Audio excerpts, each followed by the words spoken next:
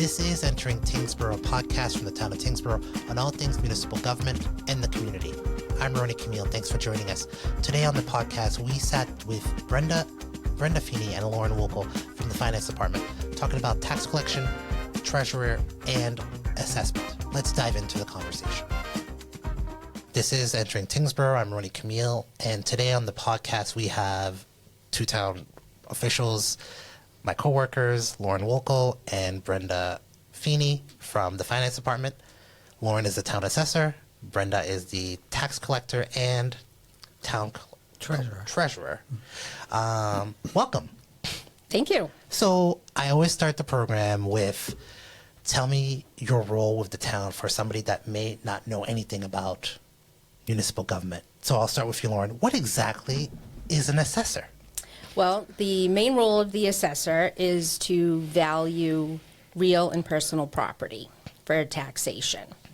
The department is manned by two people, myself and my assistant. We're governed by a 3-member elected board. And then the department itself is overseen by the Massachusetts Division of Local Services. In addition to property values, we also deal with motor vehicle excise tax, charitable exemptions for like religious properties. We do chapter land, very myriad of different roles that we play. Brenda, what exactly, and you have two roles. Mm-hmm. What does a tax collector do? What does a treasurer do? So I get the bills from Lauren, make sure they get to the printer on time, and then we collect them all. So any bills that go out, I would certainly, after a certain amount of time, turn them to demand bills or move them on to the deputy collector for collection from a third-party vendor. And as the treasurer, I balance the bank accounts and make sure that the payables are done and just keep track of everything that's going on. And we'll get to these kind of terms in a bit because you mentioned some things and I'm like, I've got questions about that. But before we get into all the nitty-gritty of it, how did you guys, both of you, and I'll start with you, how did you get into this type of work in local government? So you've been with the town how long? I have been here since 2014. So almost 11. No, it is almost 11 years. Yeah, Yep. 10 years. Yep. July will be 11 years. Yeah, congratulations. Thank you. And how did you get into it? You live in town. Yes, I do. Well, I was working for a lockbox department doing the collection of municipality bills. And then a clerk position opened in the tax office. And I tried out for it and I got it. I remember when you started and I was we kind of were ships. I was leaving the org and I came back. So, yeah. And Lauren, how did you get into being an assessor? Well, when I first started, it was back in 1997. I didn't know what assessors did, but I was living in Methuen, and a job opened up in the city hall in the assessor's office, and I was, newly married, wanted to have a family, so I said this would be a great place to work close to home. And then here we are, all these years later, it has become a career. So I've been working in Tyngsborough since 2011 as a chief assessor. Congratulations, Chief. Thank you.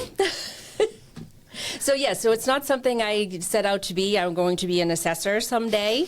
It is definitely something I fell into. I was always interested in real estate. So it just, developed into a career, and then it's sort of a little niche that you fall into. And born and raised in Methuen. Yes. And you born and raised in Tyngsborough? Or? Yes. Yeah. Mm-hmm. So you guys kind of kept your local roots in Massachusetts. So, all right. Now we have that out of the way. We'll get back to some personal stuff later. For people that, come in sometimes to the building and may not understand how it all kind of works. So let's talk about property bills.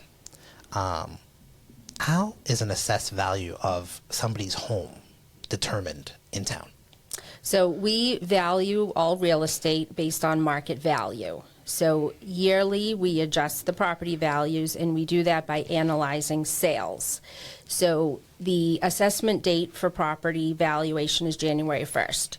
So we always look at a complete year's worth of sales. So for instance, for FY25, the assessment date is January 1. So we were looking at calendar year 2023 sales that have taken place. And you factor in all the sales in town. All of the sales in town, and then like for the primary sources, it's residential, primarily in Tyngsborough. So single-family homes are the largest group of properties, and so we kind of extrapolate those into style. We look at all of the colonials, we look at all of the ranches, and the ages and location, and you break those all down, and we take a look at what properties we're selling for based on what our assessment is, and then that comes to an assessment to sale ratio, and we need to be within 10% in order to have our values approved by the state. So if our values are too low, it's indicating that we need to adjust the values higher. If the values are too high, we would have to adjust them lower. And that's done on an annual basis. Okay, and so what is the current property tax rate in town, and how is that established yearly? Do you guys set it, or does the state does this Commonwealth set it for you? Well, how it is set is it's determined annually. We do have, the current rate is $12.34 per thousand of value. It's determined at the classification hearing, which we hold jointly with the Board of Selectmen. So at the classification hearing, we present the selectmen with options to split the tax rate, which would be to have a separate tax rate for residential property and a separate rate for commercial, industrial, and personal property. They can adopt an open space discount, adopt a residential exemption, or a commercial industrial exemption. Small commercial exemption. The three options, there are no open space land classified in town, so we don't do that, and we don't recommend the residential exemption or the small commercial exemption. They just don't make sense for Tyngsborough. What's an exemption? Just somebody that's listening, it's like, I don't know what that means. That means that they don't have to pay in? Yes, it would be an exemption to real estate taxes, a portion of real estate tax. Okay. So, and then how it's determined, the rate, we don't set the rate. A lot of factors come into it, the town's financial information, the finance director is involved in the process as well, but then we determine the tax levy, which is the amount to be raised through property taxes, and then we take that town valuation and you just do a calculation. You're just dividing that to come up with what that rate is. But it's also looking at what the town's overall budget is. Sure. To come up with what that tax rate will be. Got it. So you just said $12.34 per thousand. Is that the value of the house? Or is that, what do you mean by that? No, that's the rate. So you would take the property valuation. So the average valuation for FY25 was about $613,000 for Tyngsborough. So you would take the $613,000 value and you multiply that by $12.34, and that will give you the annual tax amount for that property. Okay, so if a resident right now they just do the math, they just do $12.34 times 1,000 times the value of the property. Yes. And that will give you the number. Yes, that's your annual tax. And then you divide that by 4. It's quarterly. Yes, their bills are issued in quarterly installments. Okay, it's not a lot of math. Yes.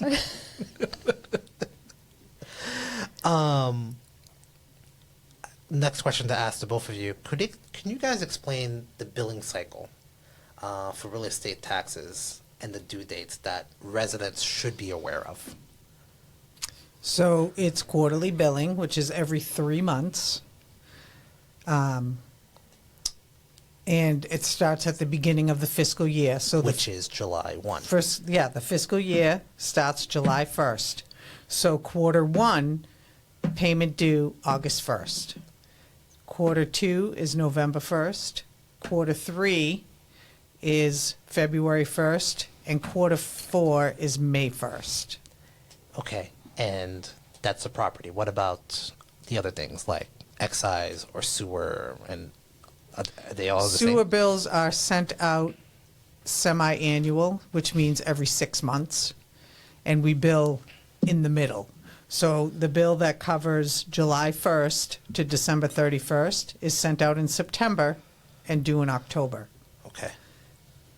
The bill that is covering January 1st to June 30th is the second half, and that goes out in March and is due in April. Okay. And for sewer, sewer and the other one, the motor vehicle excise, is the schedule the same, or is it also different? Or is it all? Motor vehicle excise is sent out several times a year. So the first commitment, which is the biggest commitment, goes out in February, and that covers from January 1st to December 31st. It's the biggest billing, and if you do not buy, sell, trade, cancel your plate, that is the only excise bill you will get for the year. Why is it called a commitment? Why? Because the amount that we are to collect it's a committed amount. It means I have to collect that money. Got it. Okay. That's my goal. So she gives me the committed dollar amount, and I need to collect that amount of money. Okay. Per motor vehicle in town. Mm-hmm. Got it. Which actually brings me another question, which we've talked off air about this. Mm-hmm. So apparently, I just learned this today. Because I don't reside in Tyngsborough. I reside in another community in another state. When, let's say, you move out of Tyngsborough, you have a motor vehicle, Mm-hmm. and you go to a new state, you get new plates, you move on with your life, you sold your house, all that, and then, surprise, you get a bill from the town of Tyngsborough, from the Commonwealth of Massachusetts saying, hey, by the way, you owe us money. And people are like, I don't live in Tyngsborough anymore. So What happens? you didn't notify anyone that you canceled your plate, or you didn't cancel your plate and just assume that. You assume when you went to register your new car that they would automatically cancel out. Right, but they don't do that. They don't do that. And you should never just assume that they're going to, because sometimes I have people that say, well, my insurance company told me that they canceled this plate. And I'm like, but they didn't. Even though they told you they were going to, maybe they got sidetracked, something happened, but it really ultimately is up to you to make sure that this is done. Otherwise, you're going to get a bill. Can you get it abated? Yes, but it goes to the date of cancellation. So it would be, Unless you can prove with your new registration that Right. you Registered. left the state. If you're just leaving town, you're better off to just pay the bill and then change all of your stuff over to the new town. Got it. Otherwise, you'll just kind of be. You'll be on the hook. Yeah. For it. Yep. Got it. Yes, because if you just move within Massachusetts, you are not going to get a bill from the new community until the following calendar year, because a bill has already been issued to you. And so in that case, we just suggest you pay the bill issued to Tyngsborough, because the amount of the tax is going to be the same regardless of what community you're living in. It's valued, it's $25 per thousand across the state. So in a case with that, you're not entitled to an abatement if you stay within Massachusetts. So if you do move out of state, yes, you can file, and abatements are filed through the assessor's office. Got it. And it doesn't matter whether you live in Tyngsborough or in Atoll or Anywhere in Massachusetts. Anywhere in Massachusetts, Massachusetts yes. or on, Yeah, on the Cape. Yes. Got it. Okay. So back to, we're talking about cars. What exactly is a motor vehicle excise tax? How is it assessed? So the motor vehicle excise tax the rate is $25 per thousand of value. The valuation of the vehicle is determined by the manufacturer's suggested retail price of the vehicle new. Then it is discounted each year up to the age, when a car reaches age 5. So in the first year, it would be 90%. So you'd be assessed at 90% of that MSRP. Then year 2, 60%. Year 3, 40. Year 4, 25. And then age 5, 10%. And then any time after that, It stays at stays 10. level at the 10%. And so this is all determined by the state of Massachusetts, and everyone, all communities are valued the same way. We don't determine the values of the vehicles. It's based under the, Massachusetts law and the statute. So all vehicles are valued the same way. So whether my car is from 2020 or from 1990, it is still based on that MSRP of the vehicle when it was new. And yes, once it has reached age 5, it'll be 10% of that MSRP, so you will always pay that flat amount for as long as you have the vehicle registered. Okay, got it. What are the payment options available, Brenda, for residents to pay their bills? So if it's $50 or under, you can come to the window and pay cash. $50 and under. Anything, and that's for one bill. It doesn't, unless if you added all your bills together and it's still less than $50, you can pay with cash at the window. You can always write a check. You can add all of your bills together and write one check if you want to. You don't have to write a check for each individual bill. We get that a lot. And you can also make your payments on the Unipay system, which is on the Town of Tyngsborough's official website. You look for the icon that says "Pay your bill." How are you able to, somebody comes in and said, all right, they come in, they're all flustered, they come to the first window, which is, the town clerk, and we send them to your window, and, they got to pay the house, they got to pay the sewer, they got to pay the car. How do you figure all of that out and on the back end? And you get one check, and you're like, all right, we got to take this amount for this, how do you do that? So I add them all together and make sure the check matches. And then because I post a lot of the work too, but I try to, give it to the girls to post. So I'll write each bill number and what it is on the check itself so that they are aware that all of these bills are being paid. And then once we are done posting everything, there's a batch report that has a total, and we also tally the checks, and it has to match. That's how we... Right. I always check the math. I check everyone's math that comes to the window. Sure. I'm like, hold on, I got to check your math. One thing I would like to point out about the payments and online payments, because a lot of people like to pay online now, but however, if you are getting an adjustment to an excise tax bill, you cannot pay the adjusted amount online. Why is that? That is because the file is uploaded with the original bill details, and it's not live. So when we adjust the bill and make an abatement to it, that is not a live database. So you can't make that adjusted payment online. You can only pay the full amount. But that also is only excise tax. Any other bill, you can pay any amount you want to that bill. But excise tax requires you to pay exact.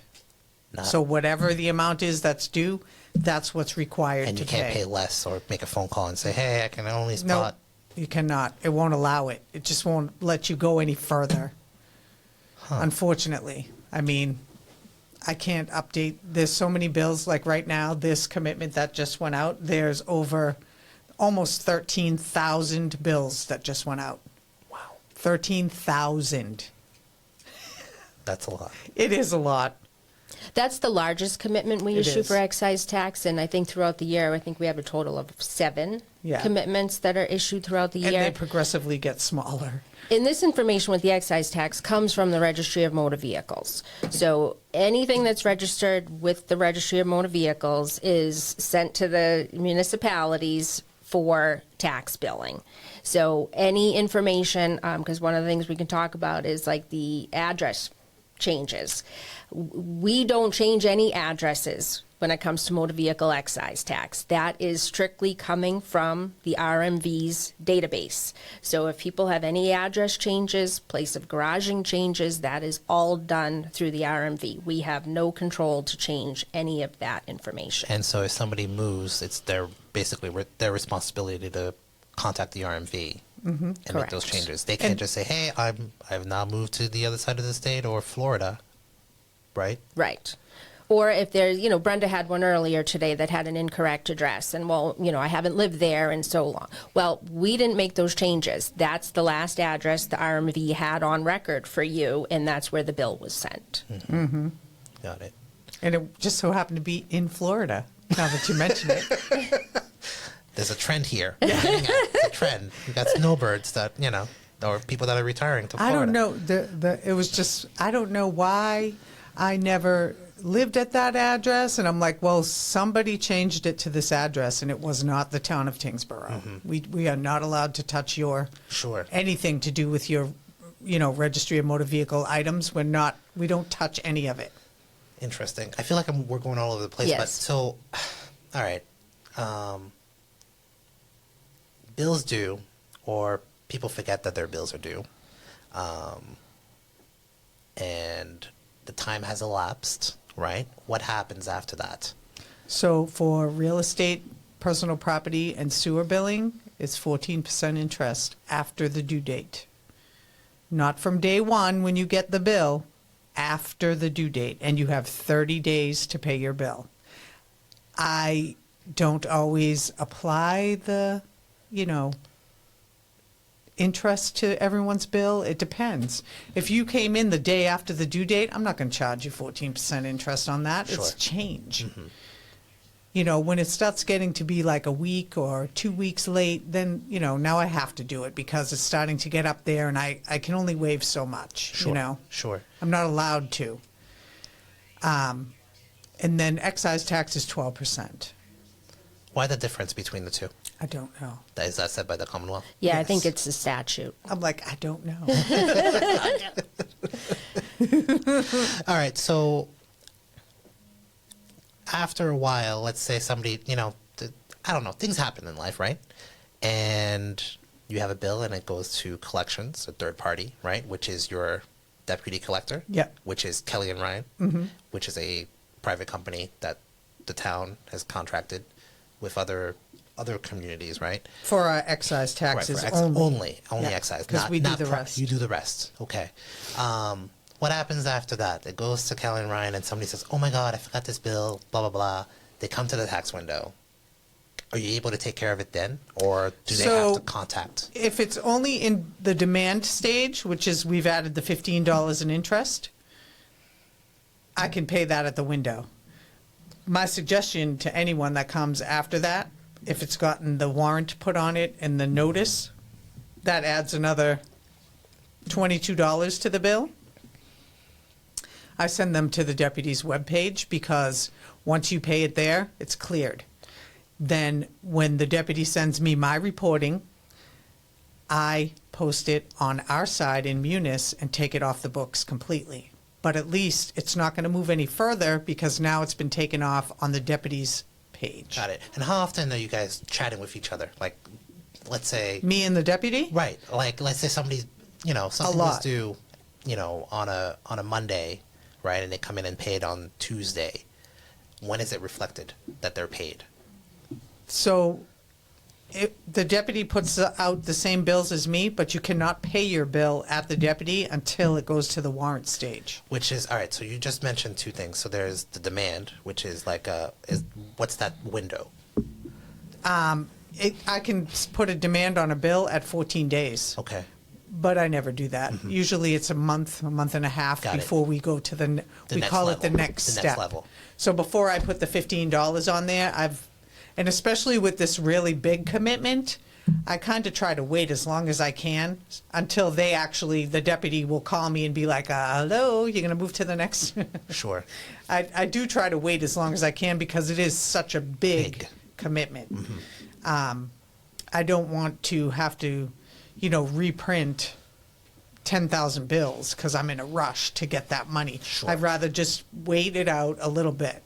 So typically it's usually a month or 2 months past the due date when we go to the next step on those kinds of bills. But then, the demand process, we process that in town. But once it goes past that, you need to pay it at the deputy. And then there's people that have paid, they've sent us their bill and paid it with us, but not on the deputy's page. If you call me and tell me that, and I look in my system and see that it's paid, but it's still sitting at the deputy, I can call them and take that bill off instead of you paying it. And now Twice. Yeah. Right. And now I have to send you a refund because you paid it twice when you could have made a phone call and I could have fixed that for you. Got it. You know what I mean? Sure. Okay. One of the things I'd like to point out with the deputy collector is that when it gets to that warrant stage too, then it's putting a hold on the renewal of registration or driver's license.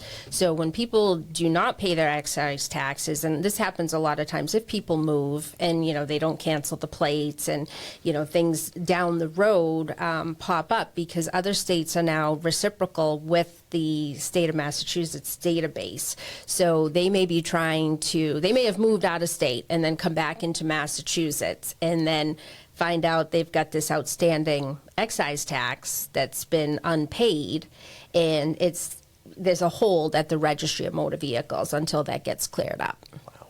And then if it is at that stage with the deputy collector, because we can make abatements to the deputy collector's system as well if people have, you know, adjustments that need to be made, we can make those adjustments to their system, and then they can immediately release the hold at the registry. So if someone's, you know, hey, I'm trying to buy a new vehicle and I have this outstanding bill, but I need an adjustment to be done. So then we can go enter it into their system, and I think it's within 20 minutes or so that it updates to their RMV data. Got it. We could talk about motor vehicle and excise all day. Yes. Is that the most frequently asked when people come to see you guys? Yep. Is that the most, like, I don't say problematic, but that the most common issue? Is it motor vehicles? Yes. Well, especially now, because this is the first commitment just went out last week. So we're getting, you know, numerous phone calls, emails, with people who don't have the vehicle any longer. What do? I just got this bill, or, you know, I've moved out of town. What do I do? So it's just following the abatement process. And there is a process. However, there's an application to be completed, and we need to know what happened to both the vehicle and the plate. So if you retain ownership of a vehicle, you're not entitled to an excise tax abatement. So you need to transfer title to the vehicle or register it in another state in order to apply for an abatement, and either cancel or transfer the registration. I just thought of this. Now, what if somebody gets into an accident? You know, somebody gets in an accident, the car is totaled, right? Cars get taken away. The last thing you're thinking about is the vehicle and your excise bill. And the excise bill and the plate. Right? Mm-hmm. Yes. That's on some it scrapyard could. somewhere. Yes, it could have gotten taken to the junkyard, and unfortunately, a lot of, you know, people who do deal with the insurance companies assume that the insurance company will take care of it. So if the plate was on a vehicle that was totaled and destroyed, the plate will still need to be canceled, and that can be done online through the RMV website as well. It's a very simple thing to do. Then an emailed cancellation receipt is sent, and then that can be sent to us in addition to a total loss letter from your insurance company or a junkyard receipt to file the abatement application. Okay. All right. And we're going to move on from that. Community Preservation Act, CPA. You and I, Brenda, have talked about this. Mm-hmm. You've given me a copy of bills. We will put it up on the screen, you know, in post. What exactly is the Community Preservation Act? And actually, you recently went through your bills have changed in the past, 2 years, a year and a half? Mm-hmm. What people used to get looks a little different. So people will have questions like, I've never seen this before. What exactly is Community Preservation Act? So it's Proposition 2.5. We can collect up to 3%, and it gets used for, like, when they redid the old town hall, they used some of that money for that. The Winslow School, you know, keeping the parks and all of that seated, or, you know, buying benches to put in the park, just all kinds of different things like that. And how is that calculated? The CPA, it's a CPA surcharge. Now, this was something I want to mention that it was voted and approved at town meeting and town election back in 2001. So it was effective since fiscal year 2002. So it's been 24 years. Yes, it's been instituted in town for a long time. I think we just recently had generated a lot of questions because the tax bills had changed and people, what is this tax? So the townspeople at that time did vote for it, and the 3% surcharge is the max that can be taxed. And how it is calculated, on residential properties, there's a $100,000 valuation exemption. So, for instance, I made an example here. So if you have a $500,000 home, we reduce that by $100,000. So that will get you to $400,000, and then you multiply that by the current tax rate. For this example, I'll say $10, and that will give you an annual tax bill of $4,000, which is then multiplied by 3%. So your community CPA surcharge tax would be $120. In commercial and industrial properties, they do not receive an exemption. So they're based on the full value times the tax rate times 3%. That's a lot of math. It is. Our jobs are a lot of math. Well, that is a lot of math, and you got to make sure the math is mathing on that. So, okay, got it. Thank you for that explanation, and hopefully people can get a more further explanation by calling you or, when we post information online. So, another question that I have is supplemental tax assessment. We obviously have a big project that has come into town, right? Over the last few months, we've had a few people come into the town offices. So, they've gotten the bills. Can you explain what a supplemental tax assessment is and when it applies to property owners? Yes, a supplemental tax bill. This can be confusing, but is a state law. I believe it's General Law, Chapter 59, Section 2D, which is an automatic statute to follow unless the Board of Selectmen has opted out of it, which Tyngsborough has not. So we have been taxing supplemental tax bills since this law was approved. And how it is calculated, it is triggered when an occupancy permit is issued and the building value increases more than 50% of the previous value. So not every property will be assessed one. It depends on the previous value and if that, timing of the occupancy permit and the final value triggers an increase of over 50%. So somebody buys a house, new construction, and they paid a quarterly, and then they get a supplemental, and they come in like, why did I get these two bills for? What? Why? It's because the house was not complete. Yes, it's an additional bill, one-time bill, in addition to your regular quarterly payments. So for instance, I can probably put an example this way, is that say a property had been assessed for just the foundation initially. So they get their quarterly bills, they're very low based on just a foundation that had been there. So a property is issued an occupancy permit, say September 1st. So now the property is 100% complete. So the supplemental bill will be based on September 1st through June 30th, the end of the fiscal year. And it's going to be based on the additional value at that unit being 100%, deducting only the foundation value.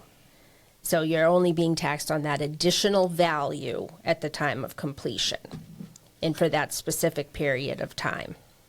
So what should new homeowners be aware if they're getting, once, they close on a house and they move in and all that, should they be aware that this is coming?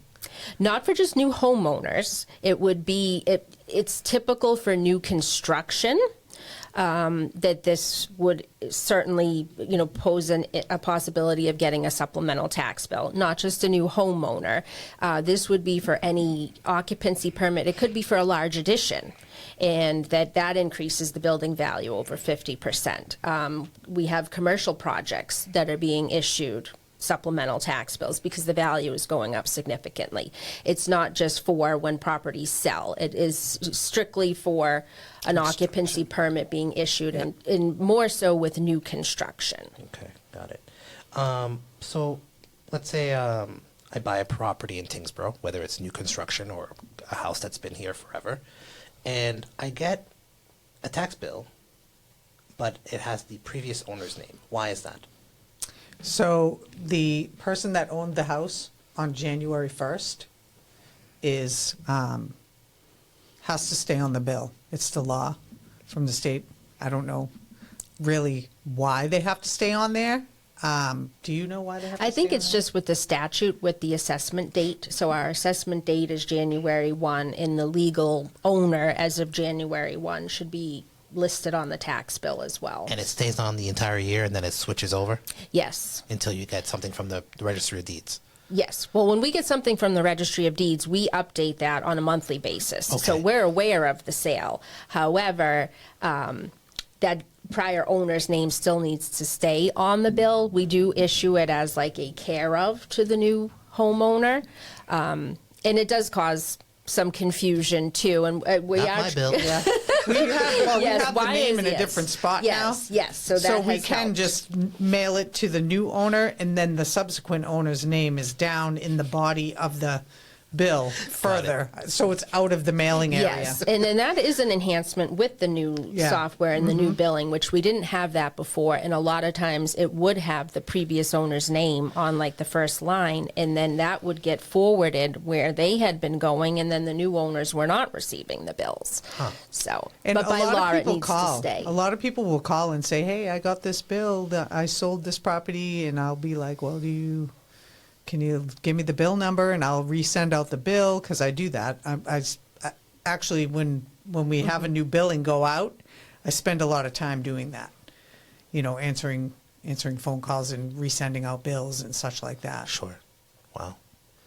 What options are available for residents who may have difficulty paying their bills on time? I mean, we've seen it in the last 5 years, obviously, Oh, yeah. with the pandemic and the economy and all that. Like, what resources are available? So there's a lot of different things you can do, but I know the very first is to start here with the tax office.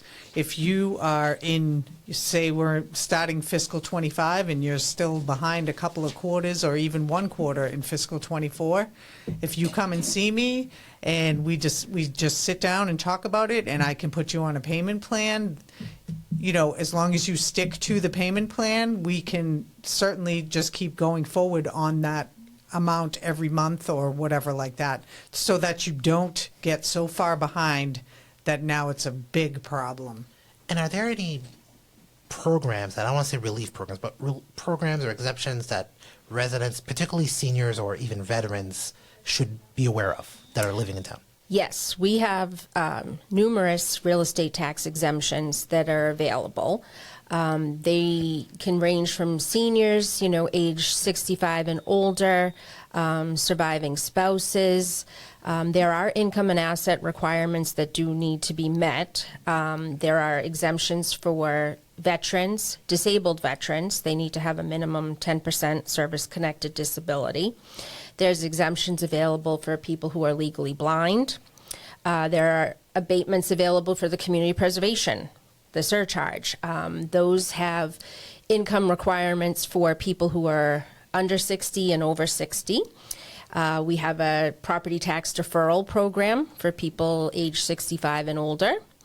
We have Citizens Taxation Aid. That is a separate committee that accepts applications. Those exemptions are granted based on donations that are received from other taxpayers.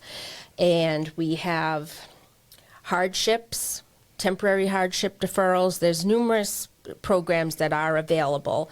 One of the things that I just suggest is that anyone having any type of difficulty or issue, just call us. We'll do our best to try to help. And where can residents find more information about their tax bills and assessments? Well, we have all the information posted on our website. All these applications are available with instructions, information that's needed to, be supplied with them. Visit us at the office, call us, email us, we are available. Wonderful. Lastly, before we wrap up, share something that residents may not know about you. I mean, I know a few things. We spend a lot of time together. Obviously, we all love listening to music, but share one thing that residents might not know. About me? Yes. Let's see. I live in town. I've lived in town most of my life, and I really love Tyngsborough. And I'm so happy that I got the job that I have right now. I just adore working where I work and doing the things that I do, and I'm always around to help them. I was really hoping you'd get into your music taste and No. the horror thing that you. You like horror. You like horror music. You like films. I like anything Michael Myers. Michael Myers, Jason, all my horror dudes. And you, Lauren. Yes. Well, I'm not a horror fan. I am. But one of the things about me, I'm a big animal lover. I've got, 4 dogs at home and a cat. Did not know that. Yes. And one of the things I enjoy most is spending time up north on Lake Winnisquam, out boating and enjoying sort of my second home, which is, another one of my happy places. Wonderful. And camping at the beach. Yeah, that's right. You do camp. You do a Camping lot of at the camping. beach. Yeah, Oh my God, that's my favorite thing to do ever. that's great. Yeah. Anything else you want to add before we sign off for residents or anyone listening? Okay. Lauren Woekel, Brenda Feeney with Tax Collector's Office and the Assessor's Office. Thanks so much for being with us today. Thank you.